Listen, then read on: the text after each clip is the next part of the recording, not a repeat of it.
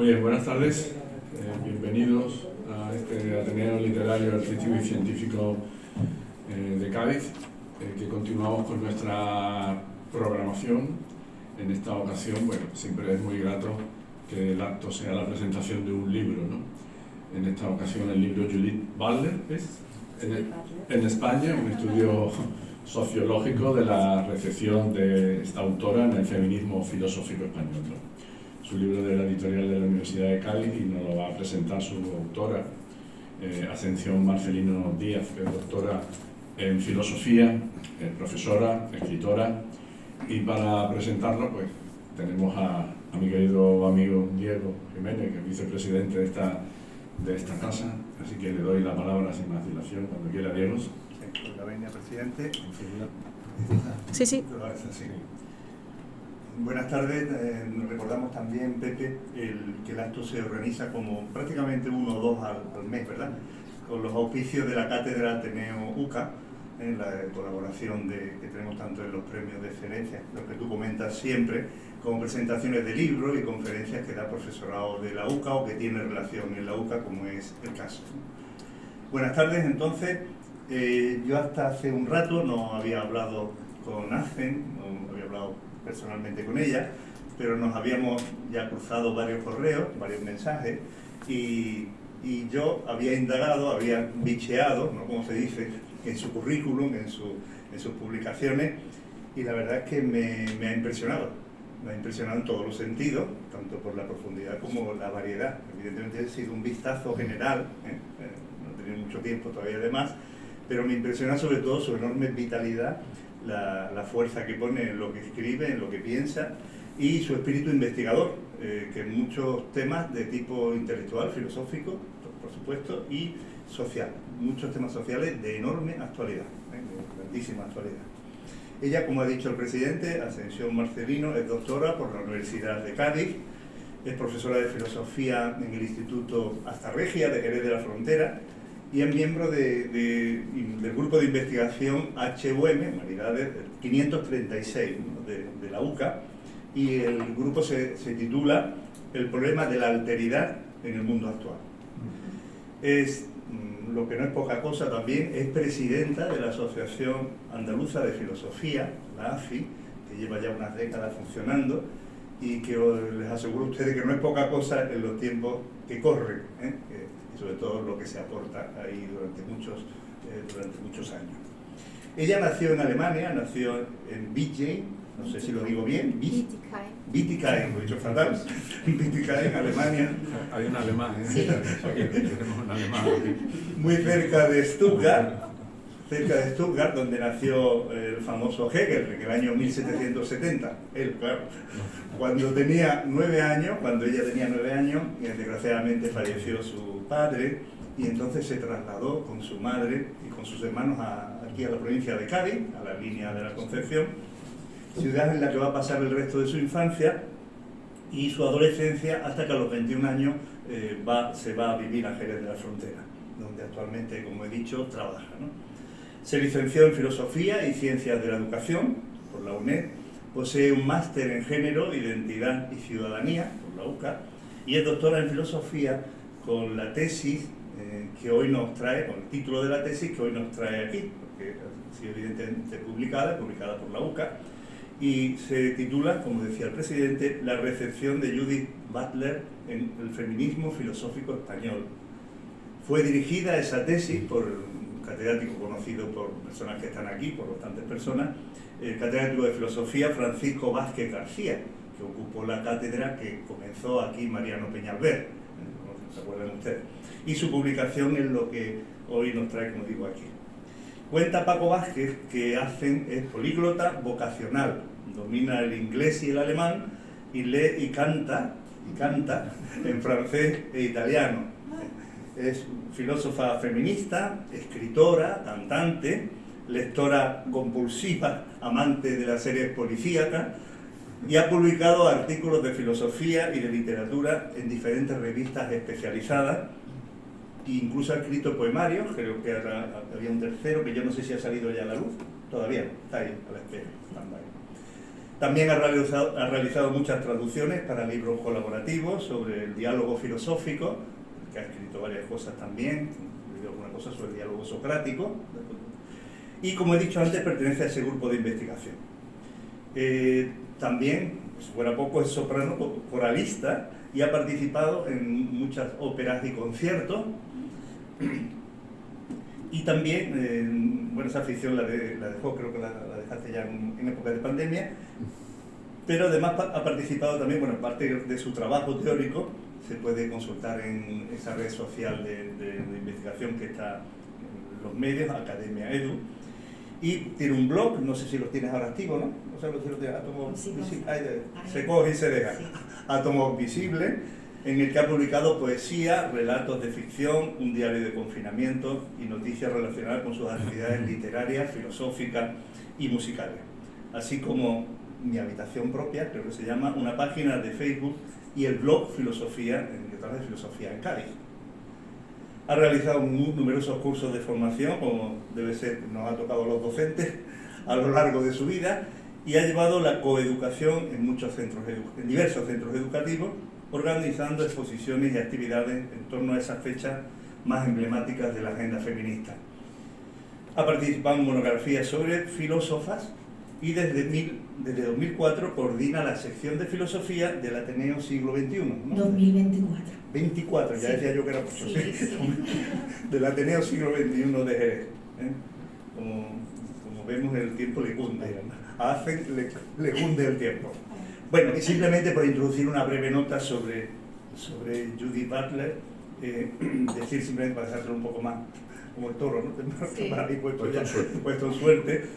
Decir que Judith Butler es una pensadora judeo-estadounidense que es doctora por la Universidad de Yale y que es una filósofa de corte neomaterialista, postestructuralista, seguidora en muchas cosas de Michel Foucault, y que se ha centrado en el estudio del feminismo, la filosofía política y la ética, y que es probablemente la teórica fundamental del movimiento queer, movimiento QER, ¿no? Es un movimiento que está dentro de la sigla del movimiento LGBTIQ, y al final se puso la más, ¿no? Mira, es la teórica sobre el género probablemente más influyente del mundo, la más leída, y sobre todo por su teoría, su asertividad en la separación entre género y sexo. Muy importante esto, sociológicamente ya sabemos lo que viene desde hace unas décadas y lo que está ahora aquí, pero ella ha influido enormemente en este apartado. Ahora mismo, actualmente, creo que ya será emérita, ¿no? Es profesora en la Universidad de California, en Berkeley, y tiene muchísimos premios internacionales, incluso algunos doctorados honoris causa. Simplemente, muchas gracias por venir también desde Jerez, soy el presidente, y cuando quieras, presidente. Pues nada, muchas gracias, Diego. Bienvenida, Ascensión, y tuya es la palabra. Muchísimas gracias, José, muchas gracias, Diego, y muchísimas gracias a los que habéis venido esta tarde a escuchar, a hablar un poquito sobre Judith Butler en España. Y antes de hablar sobre Judith Butler y del libro, me gustaría hablar un poquito, puesto que se han nombrado algunas personas que son importantes, en los antecedentes de este libro. En 2011 emprendí mis estudios de género en la Universidad de Cádiz y allí conocí a Francisco Vázquez García, que fue uno de mis profesores y el que fue con el que hice al final la tesis, el trabajo fin de máster, con un trabajo sobre Judith Butler. Yo conocí a Judith Butler teóricamente allí porque era una de las autoras que se estudiaban, pero tenía una fama de ser una feminista muy difícil de entender, muy polémica, muy rechazada por el mundo del feminismo internacional, incluido el español. Y yo, una de las cosas que me caracterizan son los retos. A mí me gustan las cosas así que son difíciles y digo, si es tan difícil, pues mira, me gustaría trabajarla. Y descubrí, bueno, con gran sufrimiento, sí que sí, es muy difícil. Sus lecturas son complejas, son difíciles, y durante el verano del año 2011, pues me lo pasé entero haciendo el trabajo sobre ella. Cuando defendí meses después este trabajo, pues Paco me convenció de que, bueno, que por qué no hacía el doctorado. Y yo estaba tan eufórica, tan contenta de haber ya terminado todo, que me sentí con fuerza para emprender un nuevo reto, que es hacer un doctorado cuando yo era todavía profesora interina y trabajaba en Sevilla un año, trabajaba en un pueblo de Sevilla en otro y no tenía una plaza fija, pero aún así lo emprendí y fueron 4 años y medio de gran sufrimiento, de mucho estudio, de muchísima investigación, hablaré un poquillo de ella, pero también de un trabajo enorme, un esfuerzo enorme, puesto que compaginar mi vida transhumante y profesional con una investigación de este calibre fue bastante complicado. Pero al final, la verdad que me dio muchas satisfacciones y el día que defendí mi tesis y salí victoriosa de su defensa, pues creía que ya había descansado, pero ya me quedaba un reto más grande.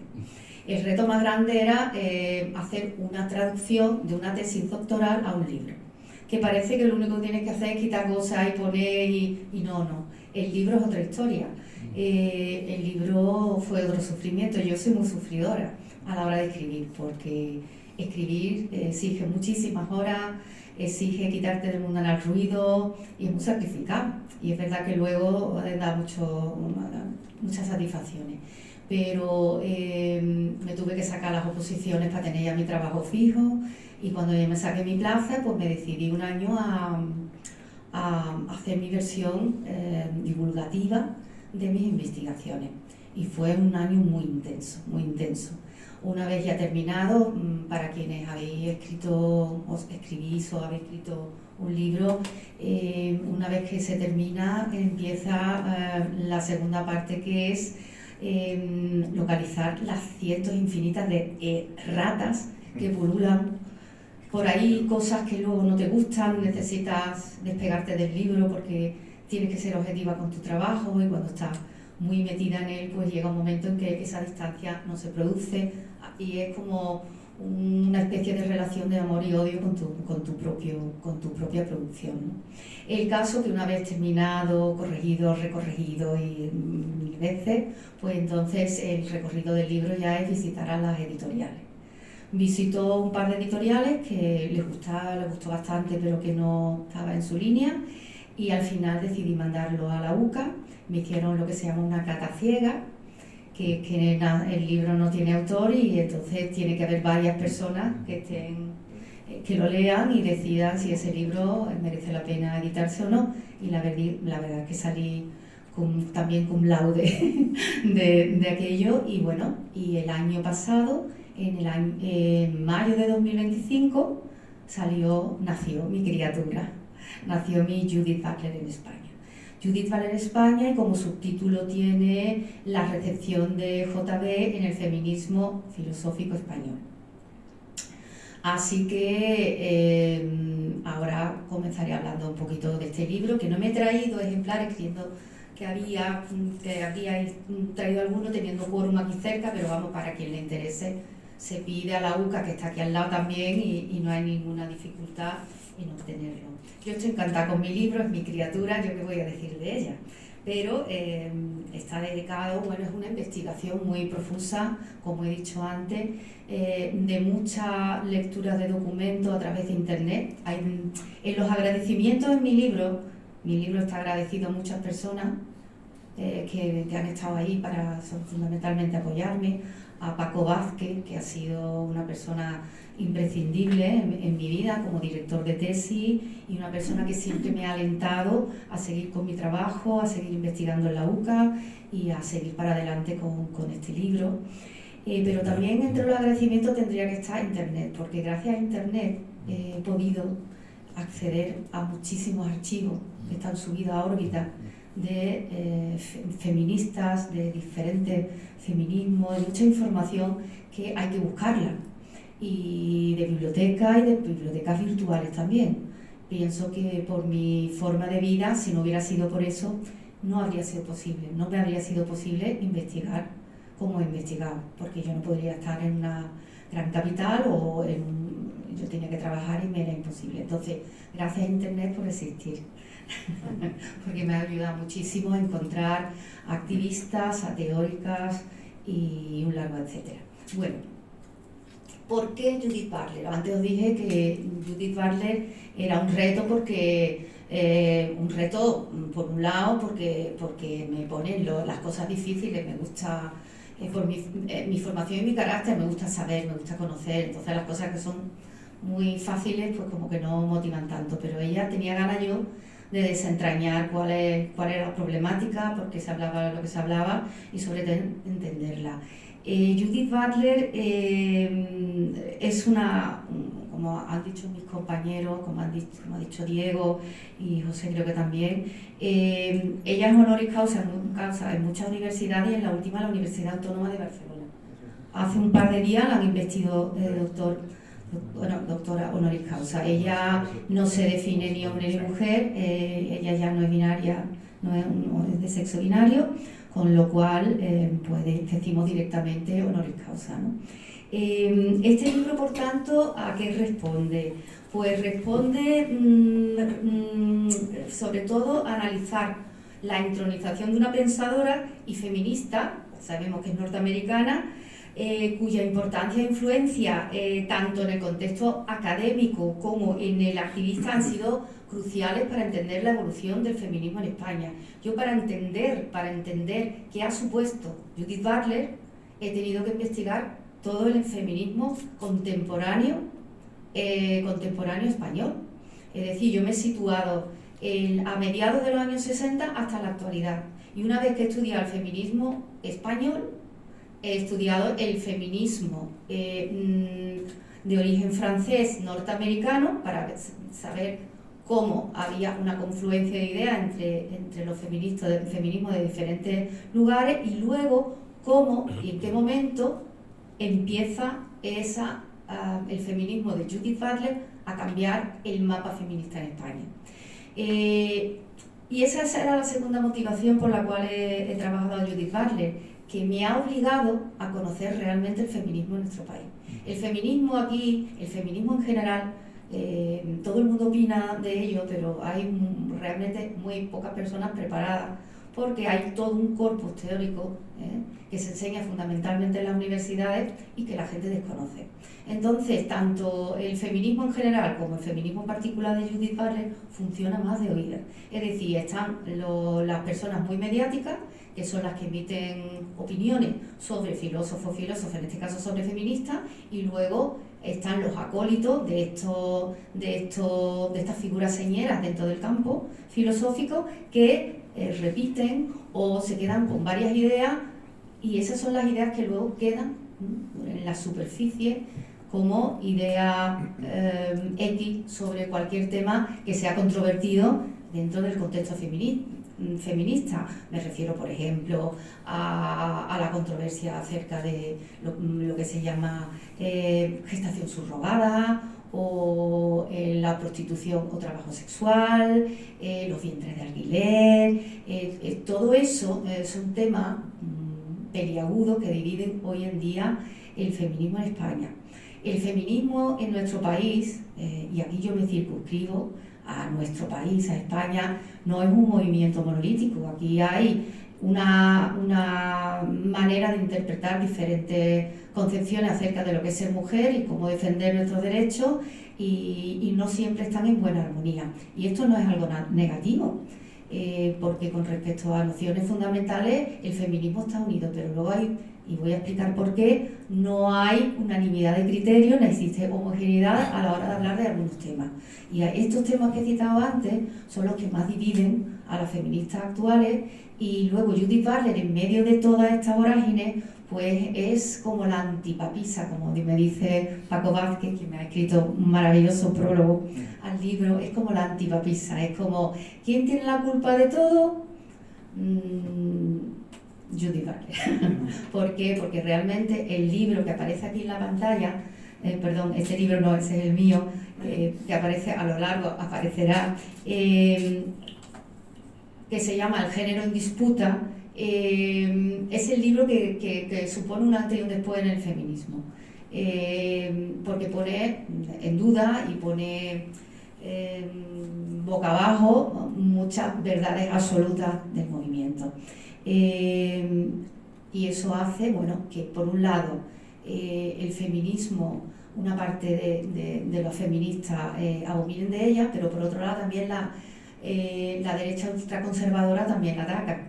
Y vamos a ver por qué y dónde más, ¿no? Es decir, nosotros, vamos a ver un poquito más adelante, también estamos sufriendo, podemos sufrir un retroceso con respecto a determinadas libertades conquistadas a lo largo de los años, y hay algunas cosas que están intentando, por grupos ultraconservadores, volver a poner en primera línea, ¿no? Y volver, yo lo digo de una manera vulgar muchas veces en los contextos más coloquiales, de querer volver a meternos en la cocina a fregar los platos, ¿no? Y como que no puede ser, ¿no? El caso es que, dicho esto, volviéndonos a Judith Butler, en 1990 publica este libro del que os he hablado ahora mismo, El género en disputa, el feminismo, la subversión de la identidad, y plantea cómo las prácticas no normativas del género, por ejemplo el lesbianismo, cuestionan la estabilidad del género como categoría analítica. Entonces, aspectos tan controvertidos, y no sé si os sonarán, yo creo que algunas sí, ¿no? Conceptos como performatividad de género, subversión crítica, resignificación radical, un lenguaje muy técnico, muy de este contexto, pero han convertido dentro del mundo académico, fundamentalmente académico, pero también activista, a Butler en una pensadora incómoda, muy incómoda, a causa de polémicas y debates en los movimientos LGBTIQ, ¿no? Debido a todo eso, yo he explorado, por tanto, todos los elementos de su importación a España. Y he abordado, por tanto, como dije también antes, la cuestión a partir del análisis de las feministas y activistas que han acogido o rechazado su obra, a la vez que he estudiado todo el contexto previo al feminismo contemporáneo, sobre todo a partir de la transición, democrática.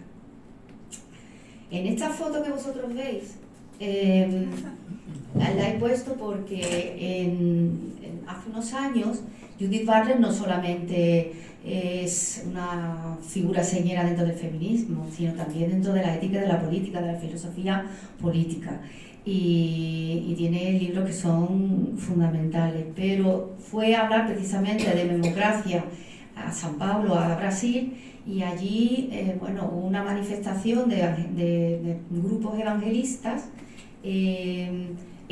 con cartelería, con una pira quemando a una muñeca con la cara de Judith Butler, ¿no? Y quemándola y diciendo en esas carteles: eres una puerca, eres una corruptora de niños, no sé, unas barbaridades. Eso fue fuera de la universidad, miles de personas. Y cuando ella ya volvía en el aeropuerto a Estados Unidos, pues allí le estaba esperando otra recepción parecida, y eso, no la atacaron ni le pegaron, porque tenía policías que cumplían con su trabajo, que era protegerla, ¿no? Y pudo volver a su casa sana y salvo. Este tipo de cosas que ocurran en el siglo XXI te hacen pensar que la caza de brujas que existía antes y la quema de brujas que existía hace siglos, si pudiera realizarse con personas como ella, que ponen en tela de juicio normatividades sexuales y un largo etcétera, pues seguramente también la condenarían a ser quemada por hereje, por bruja y por todo, ¿no? En el libro tiene 3 partes. Yo no hablo, lo tengo dividido, como dije antes, para poder entender cómo ha cambiado el feminismo en España. He estudiado el feminismo en España. Entonces, la primera parte lo dedico a ella, ¿no? Dedico a quién es, porque evidentemente el título del libro es Judith Butler. ¿Y quién es Judith Butler? ¿Cuáles son? ¿Dónde estudió? ¿Cómo era su familia? ¿Cómo llega a esa manera de pensar? ¿Cuáles son sus experiencias? Por tanto, la primera parte estudio los inicios de la recepción, también la recepción de otras filósofas de los Estados Unidos con los cuales ella tenía pugna. Ella allí en Estados Unidos tenía pugna con Martha Nussbaum, con Sheila Benavit, con otras teóricas, por disparidad de opiniones con respecto a los temas de los que ya hemos hablado, ¿no? Y allí la fama que ella tenía y las críticas que se le hacían llegaban también aquí. De tal manera que aquí, antes de ser traducida oficialmente, porque se tardó mucho tiempo en traducir el género en disputa al español, se tradujo en el año 2001, si mal no recuerdo, y ella sacó el libro en inglés en 1990, atención. Aquí llegaban, se hacían traducciones, pero no traducciones oficiales, de chicas, fundamentalmente de chicas y chicos, de personas que leían inglés y luego hacían sus traducciones, hacían fanzines y se iba hablando de ellas en círculos no oficiales. Pero aquí, en los círculos oficiales y académicos, pues llegaba esa polémica y una de las cosas que llegaba negativa de ella es que ella escribía muy mal, que escribía fatal, que era una embaucadora. Era como, de hecho, Martha Nussbaum, de esto hablo yo en el libro, escribía sobre Judith Butler, que ella era como la flautista de Amélie, que sabéis lo que pasaba con el flautista de Amélie, ¿no? Pues ya era una cosa parecida, embaucaba a gente de poca formación, de tal manera que estaba poniendo de ignorante a todo aquello y a todas aquellas que comulgaban con las ideas de Butler, ¿no? Y con todo lo que ello significaba, ¿no? Pues todo ese debate también llega aquí, de tal manera que aquí también hablamos de butlerianas y anti-butlerianas, de tal manera que en este apartado hablo también del debate que se produce entre teóricos y teóricas butlerianas y anti-butlerianas. Teóricas butlerianas que son más de cuño anglosajón, son gente más joven, y las anti-butlerianas que suelen ser, que son fundamentalmente las feministas más potentes que ha este país, que son el círculo de Celia Amorós, Amelia Valcárcel, la feminista de la Ilustrada, del grupo de investigación de Celia Amorós, a la que la otra parte llama hegemónica, y una fuerza potente de la anti-butleriana y muy amiga, muy afín a Celia Amorós, ella misma se declaraba feminista hegemónica, ¿no? Es decir, que cuando luego se toma desde un espacio de enunciación diferente, esa crítica también adquiere matices distintos, ¿no? Esa sería la parte que yo le dedico a Butler y el feminismo filosófico y todo lo que rodea los inicios de la recepción y un largo etcétera. La segunda parte, como ella, su género en disputa, se considera el libro, digamos, fundacional de las teorías queer, aunque la palabra queer no la ha inventado ella. En esa parte, ahí me dedico fundamentalmente a desentrañar qué es eso de queer. Porque se escucha mucho queer, está muy vilipendiado, es un insulto, sigue siendo un insulto, depende de dónde provenga, pero en el primer capítulo de esta parte hablo de qué hablamos cuando hablamos de queer, ¿no? ¿Qué significa? La palabra queer es una palabra anglosajona, que significa retorcido, que significa... tiene connotaciones muy negativas, ¿no? Una cosa que está en los márgenes de lo decente. Recuerdo haber leído no hace mucho tiempo que cuando Oscar Wilde estuvo en la cárcel, ¿no? Porque fue acusado por el padre de su joven amante, ¿no? de corromperlo y de tal. Y hay unas cartas que ese hombre le escribió y lo llamaba queer, ¿no? Como un insulto, es un insulto muy grande. Pero en la resignificación radical, llamarse queer ha hecho que el insulto sea algo positivo. Es como, aquí hablamos de queer y podemos decir que hay grupos queer, teorías queer, porque no es una teoría única, son maneras diferentes, pero lo queer fundamentalmente defiende que no haya límites conceptuales a la hora de definirse genérica y sexualmente. De hecho, de una manera muy simple, ¿no? Entonces aquí se dice más como insulto maricón, ¿no? Es decir, aquí es un insulto llamarle a un hombre, pero llamarle mariconera como que me estás llamando, ¿no? Pero cuando un maricón le llama a otro maricón, o cuando yo digo maricón a alguien y digo yo soy maricón, desarma a cualquiera. Es decir, el insulto se convierte desde el lado del que lo enuncia, que es el ofendido, en una reivindicación. Entonces lo queer tiene esas connotaciones, ¿no? Es decir, y en ese capítulo, bueno, pues como os he dicho, he consultado muchas fuentes, hay una información, una barbaridad, se escribe mucho acerca de ello, he intentado que esté lo mejor que he podido explicarlo, contextualizarlo, colocarlo para que realmente cuando escuchemos queer sepamos qué realmente estamos diciendo con queer, ¿no? En el contexto español, si tú dices queer y si se aparece el demonio, ¿no? Es queer, pero eso es lo último de lo último, ¿no? Y hay teóricos queer que son de una calado intelectual muy grande, ¿no? Y Judith Butler, ella es consciente y lo dice en su libro. El libro es menos difícil de entender que las traducciones que se hacen de ella. Eso lo sabemos muchas veces, ¿no? Que a veces las traducciones, el lenguaje filosófico es muy difícil y la escritura filosófica más difícil que otra. Entonces, si las traducciones, el traductor o la traductora, no estoy diciendo con ello que todas las traducciones son negativas, ¿no?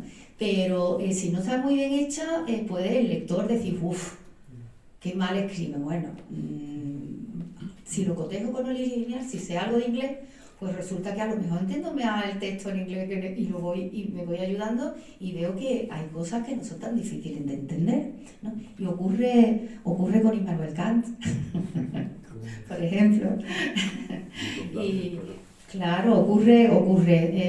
Hay una literatura muy asequible, pero luego hay una literatura y una filosofía que es de poco huevo, entonces que es difícil. Y ella realmente, ella lo dice, digo, yo no escribo para que se me entienda todo, hay que desafiar también las normas lingüísticas.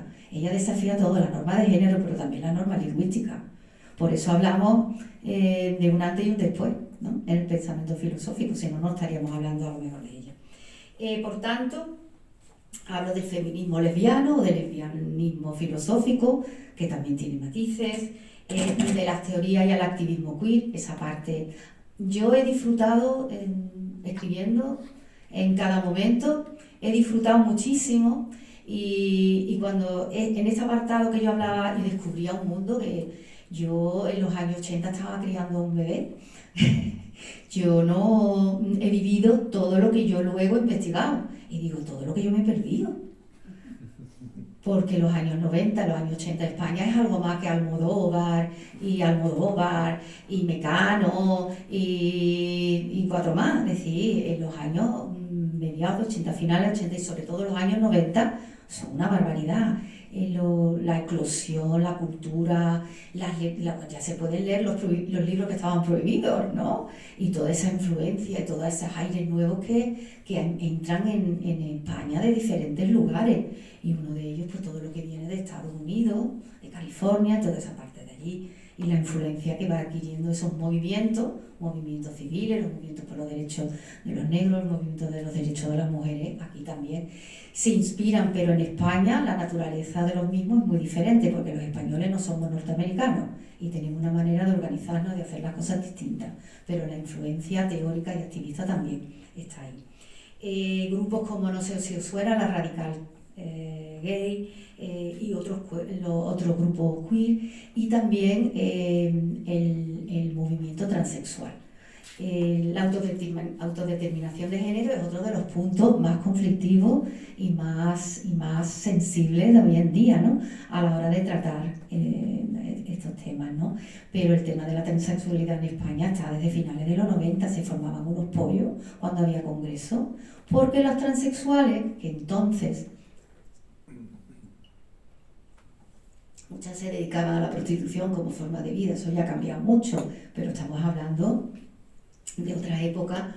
Las transexuales se consideraban mujeres y entonces ellas eran feministas y cuando iban a los congresos feministas las querían echar porque ellas no eran mujeres, ¿no? Es decir, y había todo un debate de a ver qué era ser mujer. Es decir, que el debate que ahora se ha hecho tan mediático, porque ahora vivimos en una época de internet, de información inmediata, en la que estamos constantemente, ¿no?, informados de todo. Antes no existía esa rapidez, se transmitía pues a través de la lectura, a través de libros, a través de revistas, a través de congresos. Había mucho, los congresos se llenaban, las presentaciones de libros se llevaban, la gente iba a muchos sitios. Ya la era de Internet lo ha cambiado todo, toda esa forma de sociabilidad, Internet lo ha cambiado. El caso que en todos esos hablamos ahora de transexualidad, tenemos en el libro esos antecedentes, ¿no? Y quiénes eran figuras destacadas, qué es lo que se discutía, cómo se discutía. Yo me he basado en actas, en publicaciones donde se está hablando de los debates.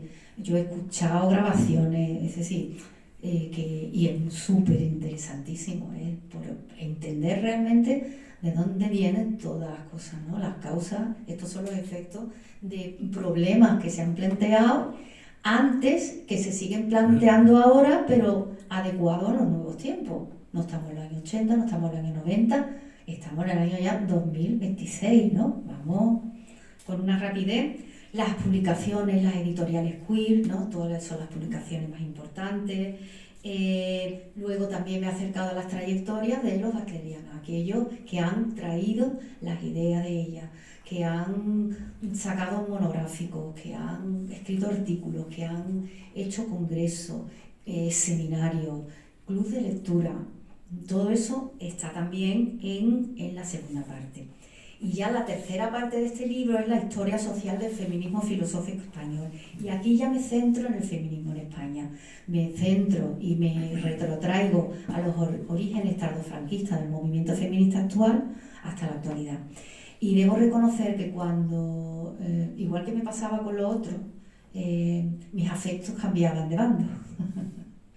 Voy a hablar ahora también de la metodología, lo entenderéis. Es decir, que de pronto descubría feministas que eran una barbaridad, gente muy buena y muy válida, que ha trabajado por las ideas y por el cambio en este país, que este país es como es en cuanto a los derechos de las mujeres, gracias a todas estas mujeres que han trabajado, han sacado del fondo del olvido, ¿no?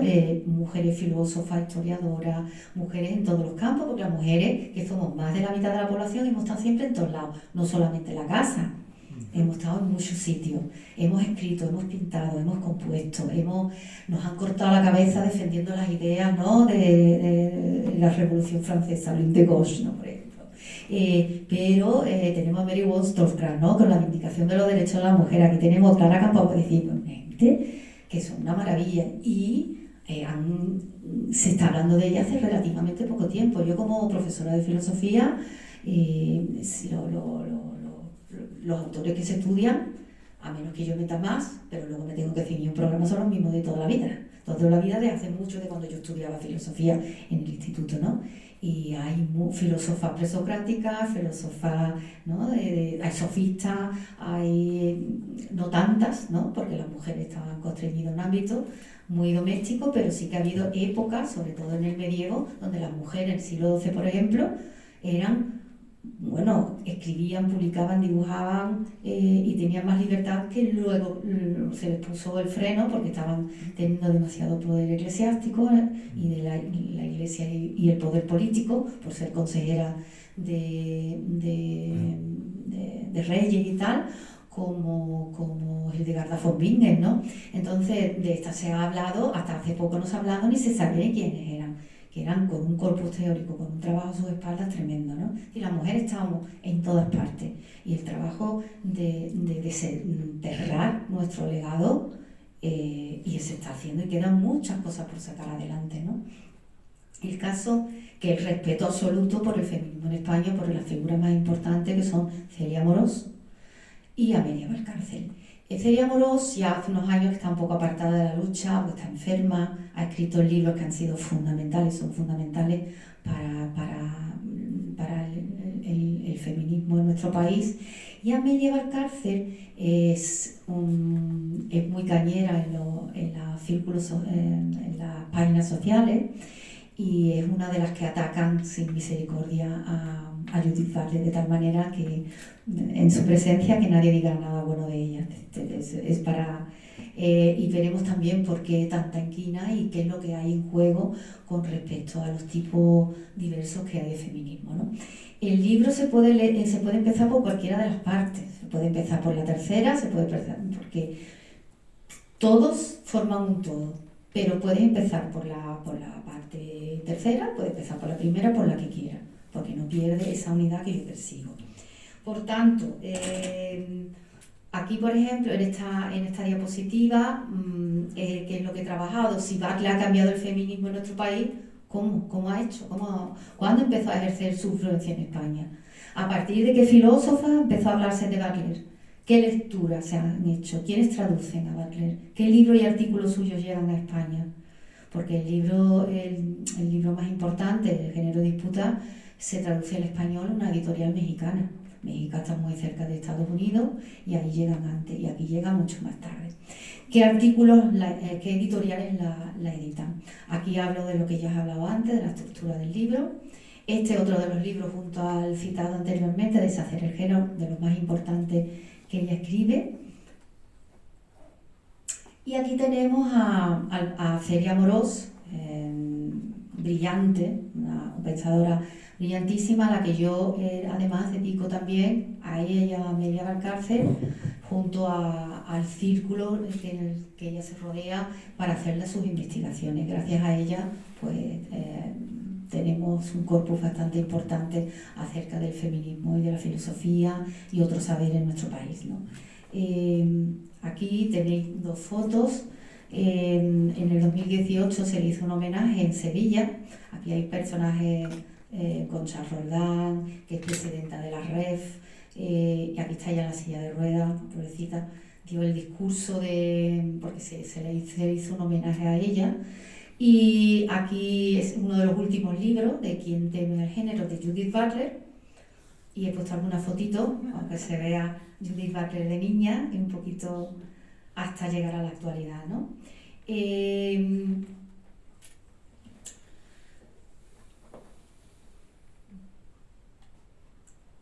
Para mí, la hipótesis de la que yo he partido con respecto a este libro es que Butler ha introducido un nuevo paradigma en los estudios feministas españoles. Y ese nuevo paradigma, es decir, un nuevo modelo de hacer feminismo, pues también significa que hay capitales feministas, capitales culturales en las universidades que pugnan y luchan por tener el poder, el control, ¿no?, sobre el feminismo. Eso es así, eso lo estudia Bourdieu, lo estudian muchos teóricos de las ciencias sociales, y además esa importación, como os dije antes, que la gente joven era la que más afín ha sido a sus ideas, significa también un relevo generacional dentro del feminismo español. No significa que todas las feministas sean mayores, pero porque hay muchas jovencitas que están en las universidades, también relevando pronto también a las maestras, pero las que detentan, digamos, el poder de las universidades son las históricas. Y hay una pugna por valer capitales feministas diferentes, ¿no? Aquí he puesto algunas fotografías de exposiciones queer o de manifestaciones, ¿no? Por tanto, en definitiva, ¿qué es lo que he querido, o en resumidas cuentas, qué he querido hacer con este libro? Primero, presentar con coherencia y con claridad el panorama actual del feminismo, para quien me lea y para mí. Es decir, cuando hay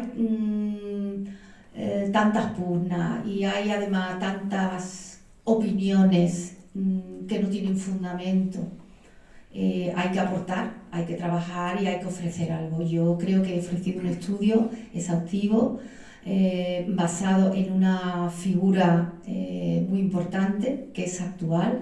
Una de las grandes dificultades que tiene también Judith Butler, que es una pensadora que está viva. Estudiar a un pensador que está muerto, es que lo bueno que tiene es que no puede protestar. quienes pueden protestar son sus expertos, ¿no? Los especialistas, ¿no? Te pueden, pero ella misma te puede decir, pues esto sí, pues esto no. De hecho, voy a contar una anécdota. Yo cuando salió el libro, yo ya le había escrito a Butler, yo tengo correspondencia con ella, le dije quién yo era, en qué universidad estaba y que había escrito un libro sobre ella, que me gustaría mandárselo cuando terminara. Cuando lo terminara, y me dijo que encantada, que encantada. Entonces, cuando yo lo terminé, pues se lo mandé. Y me respondió pronto. Entonces me dijo que muchísimas gracias por el esfuerzo que había hecho, por el trabajo tan ingente que conllevaba ello, pero que la portada no le gustaba. Esta portada me la ha hecho un ilustrador amigo mío, que es una maravilla, que es Juan José Trujillo, un ilustrador de la línea de la Concepción, que cuando me dijo, si te gusta esta portada, te la queda. Y a mí me encantó. Pero ella se hace así en la cara, ¿no? Y es como la bandera española, ¿no? Sí. Porque es Judith Butler en España, no es en Groenlandia, no es en Cataluña, es en España. Entonces, claro, digo, el tema de ella, cuando viene a España, que viene mucho, ya ha venido ya muchas veces a España, pero viene sobre todo a Cataluña. Allí la adoran. La adoran, bueno, la han investido honoris causa. Allí tiene mucha influencia en la política. Ella la quiere mucho allí. También ha ido a Madrid varias veces. La última vez fue en noviembre, donde la conocí personalmente. Pero no ha ido más, que yo sepa, a otros lugares, quizás alguno más, pero fundamentalmente a Barcelona y a Madrid. Entonces, claro, yo digo, y claro, cuando ella me dijo que no le había gustado la portada, yo le dije, bueno, que le expliqué lo que significaba la bandera. Y entonces ella me dijo que no era por la bandera, que no era por la bandera, sino que a ella no la entendía nadie. No la entendía porque, claro, tampoco ella me explicó exactamente cómo era aquel sentimiento, ¿no? Pero que ella no se sentía identificada con esto, ¿no? Entonces, hablándolo con amigos, ¿no? Con amigas, con mi ilustrador, hemos pensado, como ella no es binaria, a lo mejor se ve demasiado femenina el gesto, a lo mejor no ha entendido el gesto de la pintura, a lo mejor es un problema de traducción cultural, ¿sabes? Entonces, claro, yo le dije, bueno, disculpa, tampoco es complicado, ¿no? Y ella me dice, bueno, si sacas la segunda edición, cambia la portada. Así que si hay una segunda edición, yo la cambiaría. El caso, que eso fue en junio, cuando ocurrió, yo cuando me dijo aquello me entró una pena muy grande, porque tantos años que llevo trabajando sobre ella y que no le gustara la portada, pues fue, ay, qué pena, ¿no? Que no le guste la portada, ¿no?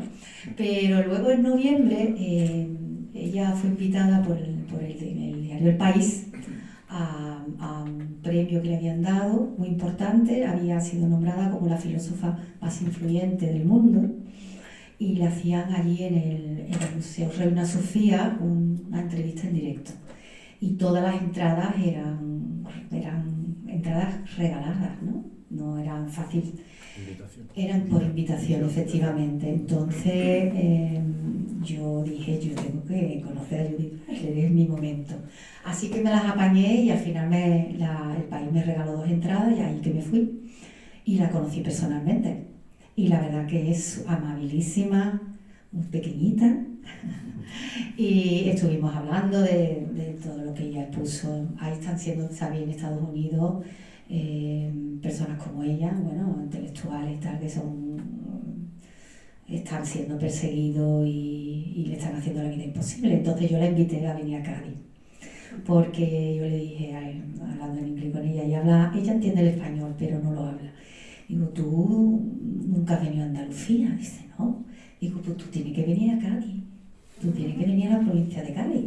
Sí, digo, sí, porque ahí te quieren mucho. Y se rió. Digo, pues a lo mejor un día viene, ¿no? Así que si viene, yo me la traigo a la boca y bueno, lo que se arma no vea.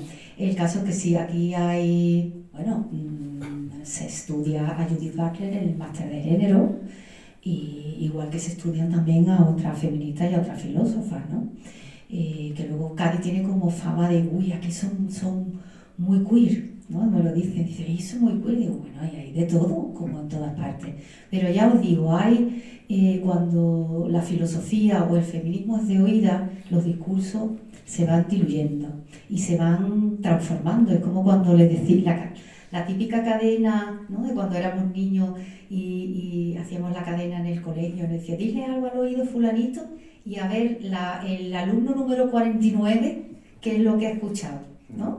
Pues ocurre una cosa muy parecida, ¿no? Que al final hay cosas que si tú no las lees, además de que vivimos en una época en que es lo que es verdad y que no es verdad, porque todo está lleno de noticias falsas, y esto realmente ha dicho esto, esta persona, ¿no? Te tienes que ir a la fuente, tienes que saber cuáles son las fuentes, si son fidedignas, y leer, informarte y realmente no quedarte en la superficie de lo que dice fulanito que es enemigo acérrimo de menganito, ¿no? Entonces, como para concluir, para finalizar, pienso que el movimiento feminista se está intentando disolverlo. Con eso de que hay pugna y hay polémica, oye, ¿qué sentido tiene? ¿No hemos alcanzado ya las mujeres nuestros derechos? Pues todos los derechos no, porque aquí todavía los derechos laborales no se cumplen. Aquí hay una cosa que se llama violencia de género y no paran de morir mujeres a manos de sus parejas o exparejas, y niños, ¿no? La violencia que se llama violencia vicaria, ¿no? Todavía hay muchas desigualdades, ya no en España, que hemos alcanzado un nivel de igualdad bastante importante, pero en el resto del mundo hay países que por ser niña pasas más hambre y que comes menos porque si eres un varón, y esas cosas pasaban y siguen pasando. Las mujeres en Afganistán que no pueden hablar en la calle, el poder de la palabra que nosotros hemos conquistado a lo largo de la historia, de veces podemos perderlo. Es decir, toda la conquista cuesta muchísimo trabajo conquistar la libertad, pero se pierde enseguida. Entonces, reivindicar la lucha feminista con la idea de conseguir la igualdad real entre hombres y mujeres no es nada malo, sino es una reivindicación, un derecho en que deben participar no las mujeres, sino los hombres. Y luego la gran polémica acerca de si el sujeto del feminismo se tiene que abrir a otros, ¿no? a otro género, está ahí también. Y luego, no he hablado de ello, pero lo comentó así por encima Diego, género y sexo, ¿no? El género es una construcción social, pero es que Judith Butler dice que el sexo también, porque todo lo que es prediscursivo es cultural. Es como si habláramos la naturaleza por un lado y la cultura por otro. No se puede hablar de ello, ¿no? Entonces, todas esas polémicas pues, hacen que el movimiento feminista, tanto teórico como activista, esté más que vivo. Y hay que seguir reivindicando, hombres y mujeres, por la lucha. Y luego ya cada una pues, se decantará por un tipo de feminismo o otro tipo de feminismo, ¿no? Y es verdad que hay algunas feministas que dicen, Judith Butler no es feminista. Judith Butler dice, yo soy feminista porque mientras el problema de las desigualdades y la falta de derechos de las mujeres en el mundo, tenemos que seguir con el feminismo, tenemos que seguir luchando por ello, ¿no? Pero luego, con respecto a los géneros que están en los márgenes, boyera, trans, ¿no? Gente en el paro, los que están en las marginalidades, ella le da voz y piensa que ellos también tienen derecho a ser llorados y que se piense en ellos, ¿no? Así que, en fin, esto es así a grosso modo de lo que va este libro, así que muchísimas gracias por escucharme tan atentamente.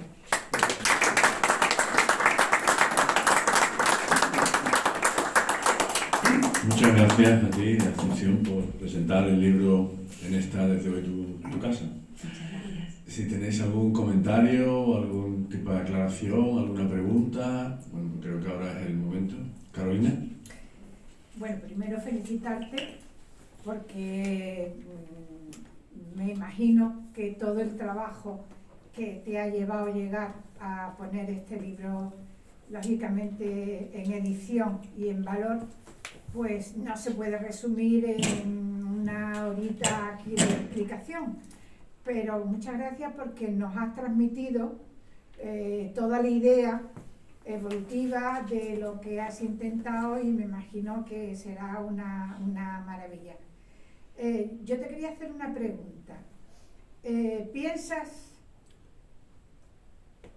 o por qué piensas que el feminismo en España sigue tan dividido? Sí, está dividido porque somos diversos, porque las mujeres somos diversas. Estamos las mujeres heterosexuales, están las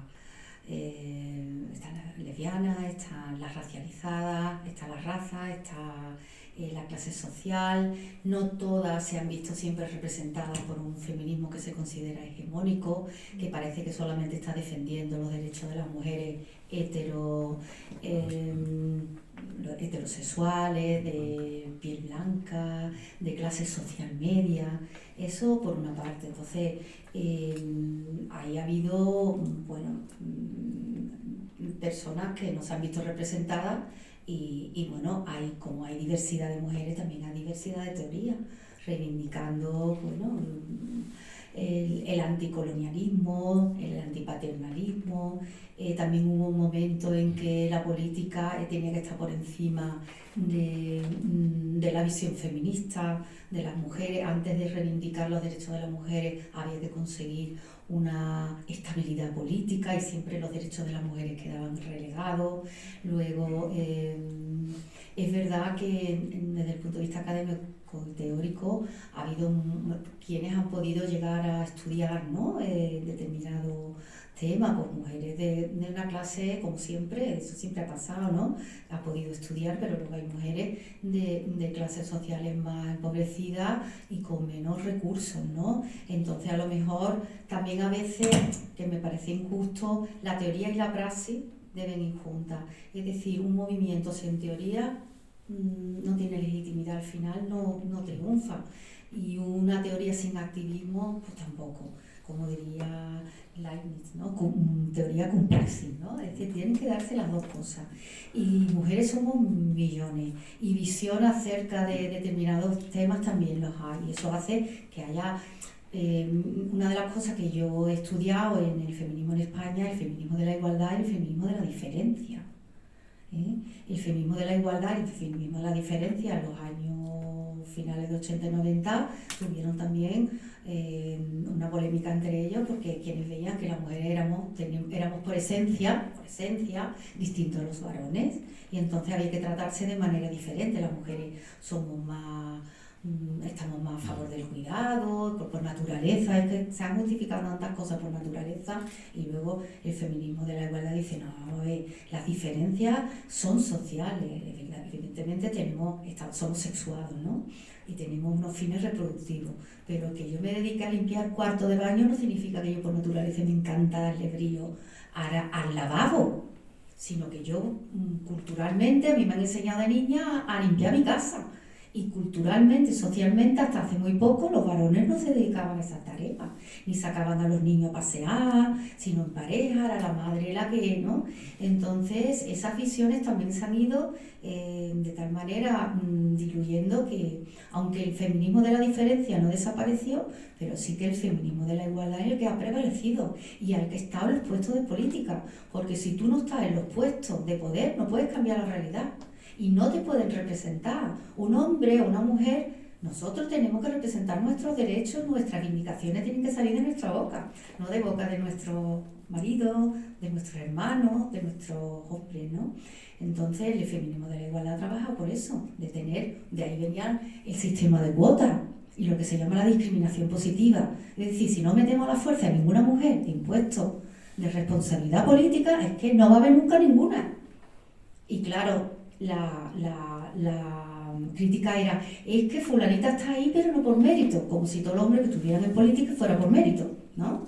Pero eso ha llegado un momento en que eso ya no se hace, porque prácticamente en política están hombres y mujeres de una manera bastante igualitaria, en otros puestos de poder no, todavía hablamos del techo de cristal, etcétera, etcétera. Pero las reivindicaciones son muchas, y las maneras de ver el tema de los derechos de las mujeres, y vivimos también una época de tecnología y de transformaciones. Entonces, todo lo que tiene que ver con lo queer también tiene que ver con las nuevas tecnologías, con la transexualidad es una transformación. Porque hace 50 años un hombre quería ser una mujer o una mujer quería ser un hombre, y lo único que, como dice Simone de Beauvoir, nosotros no nacemos ni hombres ni mujeres, nos construimos mujeres y hombres, ¿no? Eso es una construcción social. Si tú quieres ir vestida de hombre, no hay problema, ahora yo lo puedo hacer, ¿no? Pero el sexo es otro asunto. Y sobre ese tema hay mucha polémica. Sobre lo que dije al principio de la gestación subrogada. Las mujeres podemos tener hijos sin varones. Podemos ir a un banco de esperma. Podemos ser madres solteras y monoparentales sin que nadie sepa de quién es la parte que ha puesto la semillita. El caso de los varones no. Los varones quieren también, hay hombres que quieren tener sus hijos sin mujeres.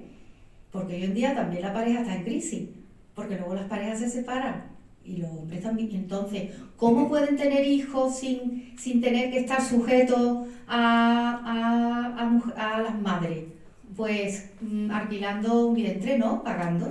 Y eso en España no está permitido. En otros lugares como Estados Unidos sí. Y de ahí nace la polémica de que las mujeres no somos vasijas, ¿no? La prostitución igual, las trabajadoras del sexo no se llaman prostitutas, se denominan trabajadores del sexo y quieren estar asalariadas y tener luego una pensión cuando se retiren. Pero claro, ahí ya no es un asunto legal y moral, ¿no? El abolicionismo dice que no tiene que haber prostitución, porque las mujeres son víctimas y luego están los puteros que son los que pagan y hacen que siga esa profesión tan antigua, ¿no? Que debe acabarse. Pero claro, hay millones de mujeres que se dedican a ello y no tienen otra salida, por mucho que la busquen, o no quieren tener otra salida, pero quieren tener los derechos laborales que cualquiera, vendiendo su fuerza del trabajo, puede tener. Y eso divide a las feministas. Las divide muchísimo.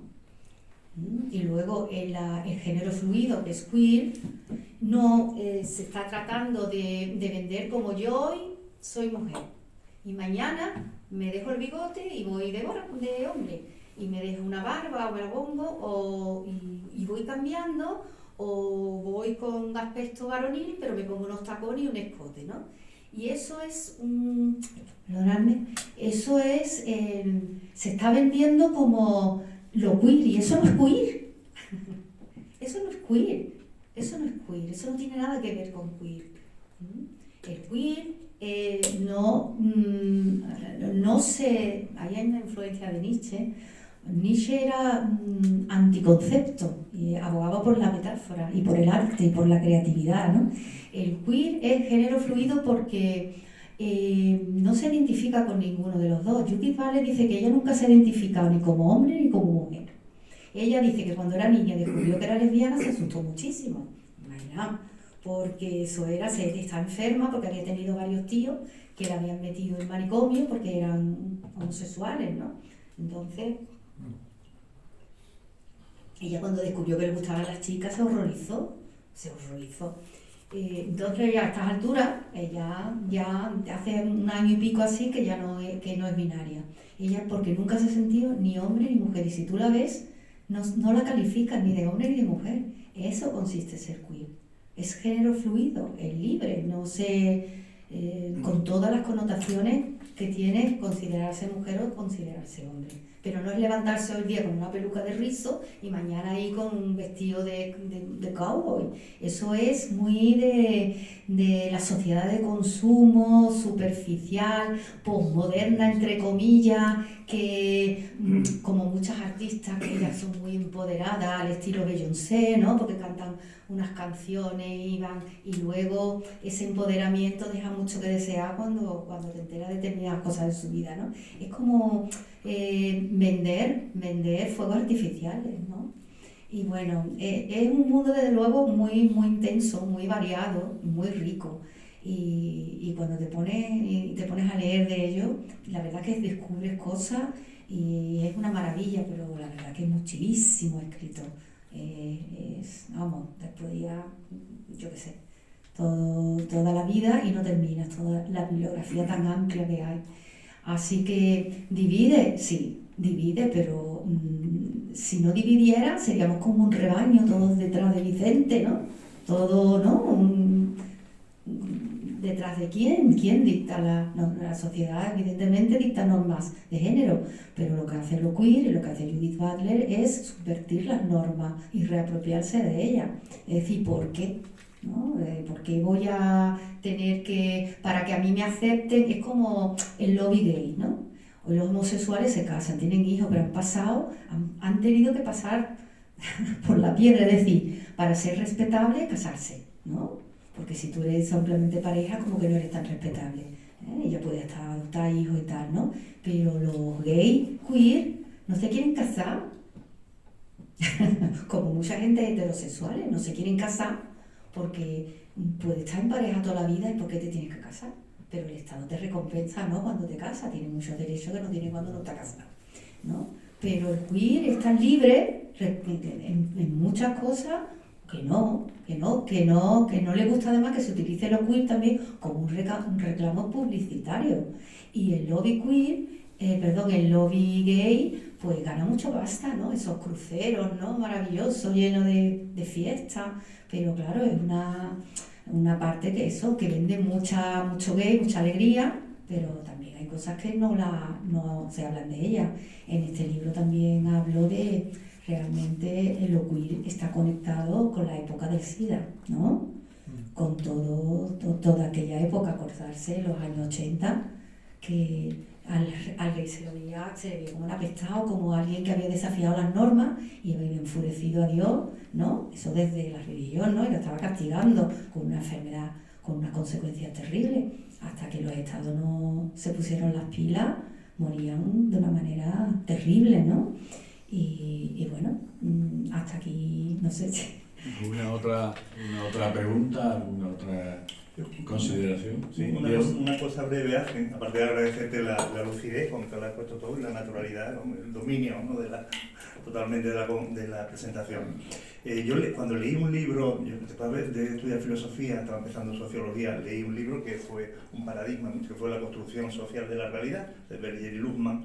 A mí me llamó mucho la atención muchas cosas, porque había leído cosas de antropología y tal, y veía las evoluciones de todo, ¿no? De todos los parámetros y de las costumbres, de las formas de habitar y de nuestra biología y todas estas cosas. Claro, hay una cuestión que normalmente las sociedades avanzan integrando y por otro lado la teoría del conflicto, el cambio que lo que hace presionar la denuncia, el movimiento es lo que hace de alguna forma la variedad, la diversidad, ampliar un poco todo esto. Cuando tú hablas de Judith Butler en España, es que lo pones en bandeja, porque esto ocurre en Estados Unidos, en Alemania, en Francia, en España. ¿Cómo sería este proceso? ¿Cómo puede ser este proceso en África, en América Latina, en Asia? Claro, la pregunta es compleja, ¿no? Pero ¿de qué forma este constructo que ha sido el mundo LGTBI y tal, cómo puede llegar un poco, cómo va a llegar, de qué forma, de qué manera, y cuándo y cómo puede llegar a esos otros temas occidentales, ¿no? Esto es muy difícil responder. En primer lugar, que yo creo que cuando un país, una sociedad alcanza unos niveles de bienestar social, se plantean derechos que van más allá, ¿no? Primero la conquista básica, ¿no? de la libertad de una mujer, por ejemplo en Afganistán, ¿cuál es? Salir a la calle sola, hablar, estudiar, ¿no? Destaparse la cara. ¿Cómo va luego? La homosexualidad está completamente prohibida a un varón que, bueno, lo que puede ocurrir ahí es que no lo podemos imaginar, ¿no? Porque pasan cosas terribles, ¿no? Y en algunos países sudamericanos hay muchos estudios muy, muy interesantes, en Chile, en Argentina, en México, con respecto, por decir estos tres países, pero hay más donde va muchísimo también Judith Butler, ¿eh? Es muy bien recepcionada en estos países. En Alemania también tardó lo suyo, ¿no? Allí además ella, como defiende Palestina y critica a Israel por todo lo que está haciendo ya desde hace muchos años, los ataques a ella, desde ella que es de origen judío y familia, ¿no? Que fueron asesinadas en campos de concentración, ¿no? Y tal, pero a ella le dan por todos lados porque ella aboga por los derechos de los seres humanos independientemente del lugar en el que son, y cuando hay una injusticia va en contra de ella, ¿no? Entonces, claro, lo que está ocurriendo en Gaza y todo eso, ella no se calla ni baja una piedra, bueno, una tía súper valiente y que no para por defender los derechos de mujeres y hombres y de cualquier ser humano, ¿no? Independientemente de su origen, su raza, su clase social, su credo y un largo etcétera, ¿no? Pero lo que tú me dices en un país donde ni siquiera tienen ni siquiera para comer, ¿no? Por lo que dije antes, hay niñas, las niñas comen menos que los varones, y no son bienvenidas cuando nacen porque hay que darle dote. Y en la India siguen matando a las mujeres, ¿no? Que todas tienen accidentes con el queroseno en sus cocinas porque llevan el sari y qué casualidad que se han prendido fuego y así el hijo varón se puede casar con otra con una mayor dote. Eso está ahí documentado y eso es un horror, pero mueren en Rusia la violencia de género y ahora que está pasando con la guerra, pero la violencia en Rusia, miles de mujeres mueren asesinadas a manos de su marido porque además allí beben mucho y el alcohol es un detonante muy grave para la gente que es violenta per se, porque quien no es violento se toma, a lo mejor se emborracha pero no le hace daño a nadie, pero sí, entonces la violencia por desgracia está muy extendida en todo el mundo y cuanto más democrático y feminista sea un Estado, más derechos tenemos todos y mejor vivimos. Cuando hablamos de un Estado democrático feminista, se refiere a un Estado en el que las mujeres y los hombres tengamos el mismo estatus, que no se nos discrimine ni por ser hombre ni por ser mujer. Y es lo único que queremos las mujeres. Yo creo que en la lucha de las mujeres hemos beneficiado también a los hombres, que pueden quedarse en casa cuidando a sus niños y nadie los pone de nada, ¿no? Y de hecho los hombres ya pueden coger sus bajas de paternidad y se quedan cuidando a sus bebés. Y antes eso solamente las mujeres no nos contrataban porque si el niño se pone malo, pues quién se quedaba con el niño o la niña. Hoy ya, como los hombres también tienen derecho a faltar trabajo y a cuidar a sus bebés, ya eso ya no está ocurriendo. Pues eso es la realidad de la que vivimos nosotros ahora, ¿no? Pero tenemos problemas que están sin resolver y hay que seguir resolviéndolos. Estamos aquí, tenemos que hacer frente a nuestros problemas sin olvidar a nuestras hermanas, ¿no? Que están sufriendo un montón, pero es complicado eso que tú, desde mi punto de vista. Yo tenía una pregunta.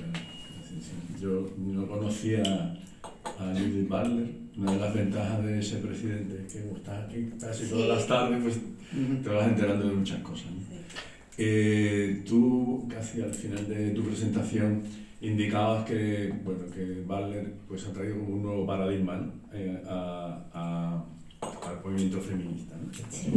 Y al menos en filosofía de la ciencia, los paradigmas de Kuhn siempre, pues hay una controversia, el paradigma que quiere instalarse con los que están ya instalados. Entiendo que es algo parecido a lo que está ocurriendo al feminismo, sí. Pero a mí lo que no me ha quedado claro cuáles son los elementos fundamentales por las que se le ataca desde el paradigma anterior, digamos, al feminismo asentado, a este nuevo paradigma de Butler. Uno de los conceptos es la performatividad.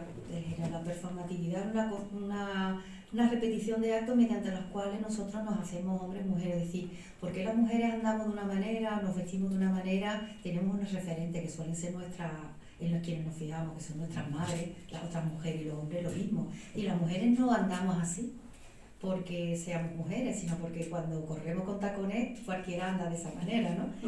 Claro, entonces es muy gracioso cuando hacen, ¿no?, vídeos y dicen, póngase un zapato de tacón, ¿no? De estos que se ponen en las bodas. ¿Habéis puesto alguna vez un zapato de eso? Tenéis a lo mejor los pies más grandes y nos cabe los pelos. Si tenéis la oportunidad, cuando se mete un zapato, yo que me lo he puesto y las que estamos aquí seguro que también, eso es un horror porque eso no puedes andar normal. El pompi sale y esos son ¿no?, los movimientos sexy, ¿no? Los movimientos sexy.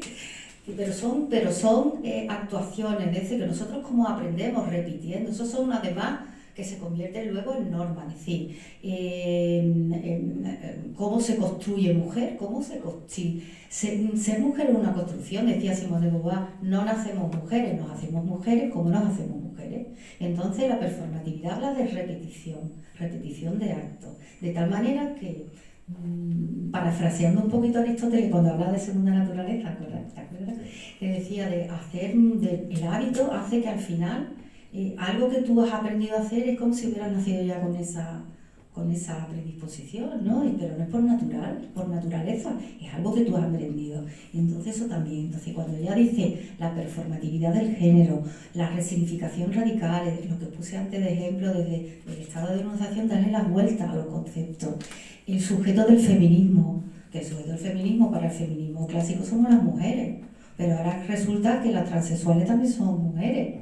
Y ahora están las mujeres cis, ¿no?, mujeres cis y hombres cis. Y dice, ¿y esto qué es, hombre cis? Una identidad entre el género asignado y el que tú tienes, ¿no? No con la identidad sexual, no con las opciones sexuales. Tú eres un gay, pero tú vas vestido de varón, entonces tú eres cis. Pero si tú transgredes esa norma, pues ya no eres cis. O ahora, como el concepto de mujer se ha ampliado, ¿no? Claro, también hay una transfobia, unas se insultan a las otras, a las transfer, ¿no? A las que dicen, vamos a ver, los hombres trans no son hombres, las mujeres trans no son mujeres. No, las mujeres trans son trans, son transexuales, transgénicas, ¿no? Son trans. Y la autodeterminación de género. Yo me siento mujer, o yo me siento un hombre, porque tú desees ser un elefante, tú no vas a ser un elefante. O yo quiero ser una gata. Pues me han dicho de una manera así, de broma, ¿no? Pero porque tú desees ser una gata, tú eres una gata, tú haces de gata, te viste de gata, pero tú no eres una gata. En el caso de un hombre, por ejemplo, que dice soy una mujer, ¿no? Se hace, y hay mucha polémica porque para realmente hacer una transexualidad hay que empezar en el mismo momento. Bueno, tú que eres científico lo sabrás mejor que yo. Cuando el varón se está haciendo hombre, pues en ese momento, si empieza la hormonación, se le detiene, ¿no? Algún desarrollo de los genitales que tiene que ver con la nuez y con la voz, ¿no? Y entonces a lo mejor, de hecho, cuando ya ha hecho la transición, dice, esto no es posible, es una mujer. Claro, pero los genitales, si no ha habido operación, a lo mejor no lo sé, yo ya hasta ese punto, ¿no? Pero sigue siendo morfológica y fisiológicamente un varón. Y una mujer, aunque también haga todo, pero también morfológica y fisiológicamente, aunque le crezca a un hombre los pechos, pero no tiene ovarios, ¿no? Eso todavía la ciencia no ha llegado hasta allí. Yo creo que algún día quizá llegue, pero de momento no. Exactamente. Y luego hay cosas que se estudian, por ejemplo, hoy se sabe, gracias a los estudios y a los estudios feministas, que casi siempre los problemas cardíacos han sido problemas de varón. Es decir, los hombres han sido fumadores y los hombres tenían una predisposición a un infarto y las mujeres no. Las mujeres cuando dejamos de menstruar, pues ya no estamos tan protegidas y también. Pero se ha estudiado que a los primeros síntomas de un infarto en un hombre, el brazo, no sé qué, y corriendo al hospital y era un infarto. Pero las mujeres que iban a urgencia con un dolor en el brazo, era una tendinitis, pues a lo mejor coger peso, fregar, lo que sea. O a lo mejor lo que tenía un dolor aquí en el estómago, pero no se había estudiado que fisiológicamente somos distintas y por tanto un infarto es diferente. De hecho, yo conozco una familiar de mi marido que con 50 años le duele mucho el hombro, le duele mucho el hombro, tú tienes una tendinitis, te tienen que dar terapia de fisioterapeuta y al final, al mes y pico, le dio un infarto y fue fulminante y murió. Era fumadora, todo lo que tú quieras, y además tenía antecedentes familiares, pero no se la diagnosticó debidamente porque era mujer. ¿Para qué digo esto? Lo digo porque si una mujer hace la transición a hombre, su fisiología sigue siendo en la mayor parte y viceversa. Entonces, ¿no tienen derecho? Por supuesto, además estoy a favor de los tiempos que corren. La ciencia, la tecnología te permite muchas cosas. Igual que se pueden tener partos sin dolor. Porque no te van a poner una epidural y vas a sufrir lo menos posible. Ahora inventarán algo que sufriera menos aún, ¿no? Bueno, yo ya no voy a parir más, pero para las venideras, ¿no? Es decir, si la ciencia te ayuda a mejorar tu vida, y una de las cosas que hoy está permitiendo la tecnología son los cambios de sexo. Ahora que es una moda, que ahora tantas niñas que quieren ser niños, tantos niños que quieren ser niñas, hay una época que es la adolescencia en la que todavía las sinapsis estas de neuronal no están acabadas y que no saben lo que quieren. Pero a veces los chavales y las chavalas, no sé, yo cuando era jovencita, yo nunca quería ser un varón, ¿eh? Yo un varón nunca he querido ser. Yo decía, ¿qué se sentirá? Pues yo tenía 2 hermanos, pero yo nunca he querido ser un niño, yo no tenía ese problema. Pero yo sabía lo que quería yo en la vida, y luego la vida me llevó por una senda que no hice nada de lo que yo quería, hasta que hasta que de pronto volvía a lo que yo quería ser y hacer cuando tenía 16 años. Entonces, ¿qué pasa? Que un chaval, una chavala con 14 años que te dice que no se siente, que le gustaría... Pero claro, la facilidad con que se autodetermina uno el género, eso tampoco, porque incluso hay un sector de transexuales que está en contra de la autodeterminación del género y dice, pero ¿cómo va a ser que tú te sientas ahora y tú vas al juzgado y te cambia el nombre, te lo cambia todo? ¿Eso cómo va a ser? Eso no puede ser. Eso es tan fácil, no puede ser. Y luego, por lo visto, la ley permite que tú te puedas arrepentir una vez. Entonces hay mucha gente que está haciendo barbaridades para lo mejor coger subvenciones económicas. Pues ahora yo me declaro mujer y porque claro, en la economía para que las mujeres que claro, y entonces se están aprovechando y claro, hay protestas y digo, vamos a ver esto cómo puede ser, ¿no? Pero luego, oye, porque en los baños ahora se acaba de todo. Yo creo que las personas que son transexuales, los hombres, las mujeres trans son mujeres, no van a entrar en el baño para violar a ninguna, porque es que no tiene sentido. Entonces, claro, es que hay que escuchar muchas voces. Pero ahí la polémica está servida, la polémica es tremenda. La autodeterminación de género ha dividido y sigue dividiendo un montón, porque ahí no nos ponemos de acuerdo. Y como hay que investigar y hay que seguir descubriendo cosas y bueno, es complicado, no se puede ser dogmático en estos temas, porque todo va cambiando, la realidad no es estática, se va transformando constantemente, entonces sí que existen esas tecnologías y bueno, tenemos a Donna Haraway, ¿no? Y el cyborg, ¿no? Es que eso es una realidad y en fin, es un mundo apasionante, pero forma parte del mundo en el que vivimos. Y es importante conocerlo. Muy bien, vamos a cerrar. Agradecerte de nuevo, Ascensión, la presentación de tu libro aquí. Y nada, muchas gracias a todos. El libro lo pueden adquirir en Quorum, ¿no? Y en el servicio de publicaciones. El servicio de publicaciones lo podéis comprar directamente. Sí, creo que está enfrente o por aquí hay un servicio de publicaciones que lo puede Quorum también. lo tiene enfrente. Sí. Y en fin, como podáis queráis. Así que muchísimas gracias a todos y a todas. Muchas gracias a ti.